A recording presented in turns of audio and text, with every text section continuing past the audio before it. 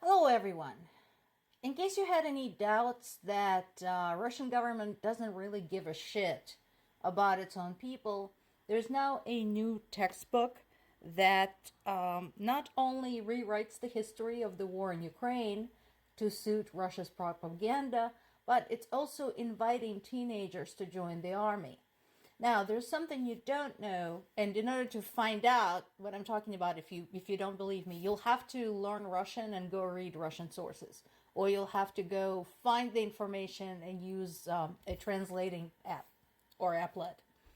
So, in addition to this, there are now members of the Russian government who say that for Russian girls, the period between age 16 and age 25 is wasted.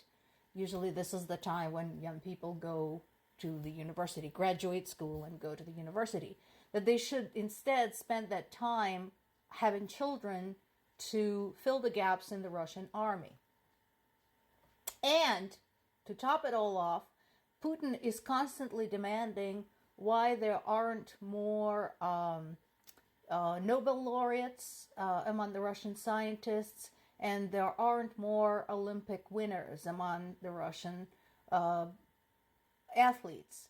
So, basically, as of right now, Russian children are expected to join the army, have 8 children, make some type of great Nobel Prize winning discovery, and win a few gold medals.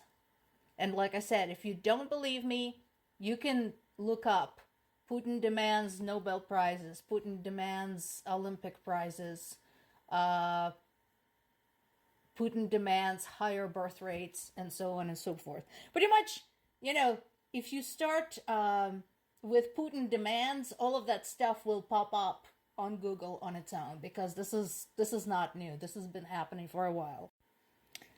Now, you might say, but what are you talking about? Here they are protecting the Russian border cities, suggesting an evacuation, and so on and so forth. Actually, the ones suggesting evacuation are the anti-Putin groups that joined forces with Ukraine. Meanwhile, there is now information from the Russian sources and from the Ukrainian sources that have access to the border and are in contact with the border towns, that Russian military is actually keeping people from leaving because possibly, quite possibly, they want to use civilians there as human shields. Now, this is kind of a fun summary. So notice that second point, we talked about this yesterday, that yet another Russian oil executive dies suddenly. As I mentioned, this is the 4th or 5th of them, and he was like in his 50s.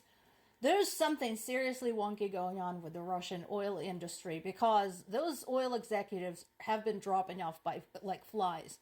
And there's several things that could be happening. First of all, Russia's oil magnates are dangerous to Putin because, as we know, oil is a precious commodity. And so they have the money to potentially challenge him.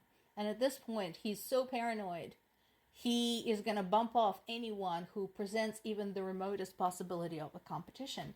Second, it is possible that the attacks on oil refineries by Ukrainian drones and in locations quite remote from Ukraine have revealed lack of security in Russia's oil industry. And since this is one of the biggest exports by Russia, it's possible heads are rolling because of that the executives are failing to protect this very precious commodity.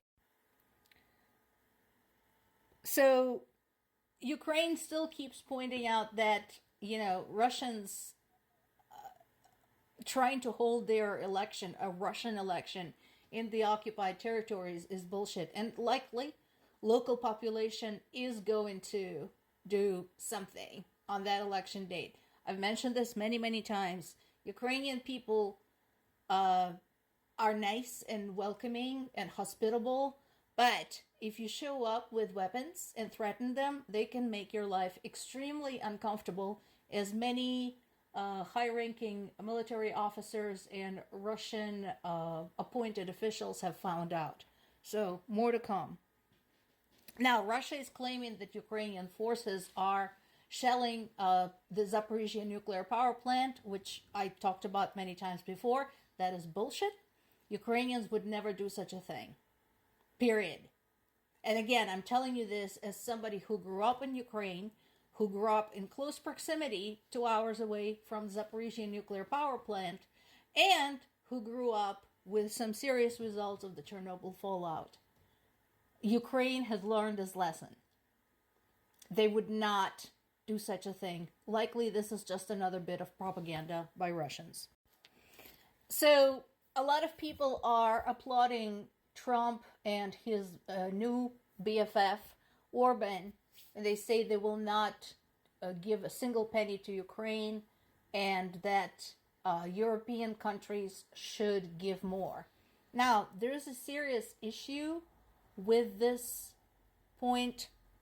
First of all, these people do not understand percentages, and they do not understand ratios, because European countries have already given to Ukraine proportionately more than US has, compared to their budget, compared to their GDP, and so on and so forth. They have already given. Plus, they are housing millions of Ukrainian refugees, which America is not doing. And as I mentioned before, if you want to look at it accurately from a mathematical standpoint, consider this. Poland has roughly 1/10 of US population, yet they took in 8 million Ukrainian refugees. So this would be the equivalent of America taking in 80 million people. And America is whining when they have to take, a few 100,000 here and there. So, yeah, bullshit. So there's a conversation about the weapons package for Ukraine.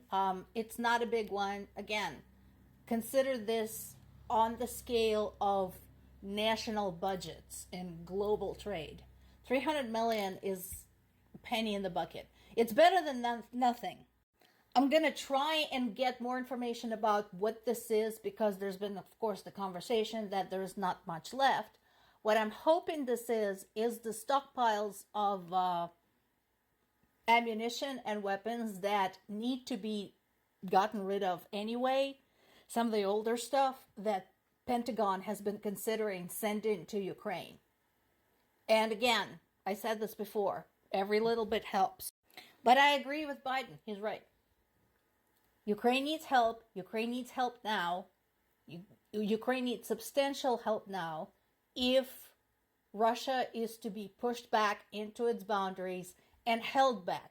Because remember, if Ukraine wins the war, even if Ukraine wins the war, the border between Ukraine and Russia, and quite possible between Ukraine and Belarus, will have to turn into like a militarized zone, considering what's happened. Which means if Ukraine is to become EU member and NATO member, this is going to be everybody's business to maintain this militarized zone. Moreover, other borders, Belarus border with EU, Baltic states border with Russia, Finland's border with Russia, all of those will need to be fortified to the nth degree. And if Ukraine loses, even more so. So, this always needs to be kept in mind.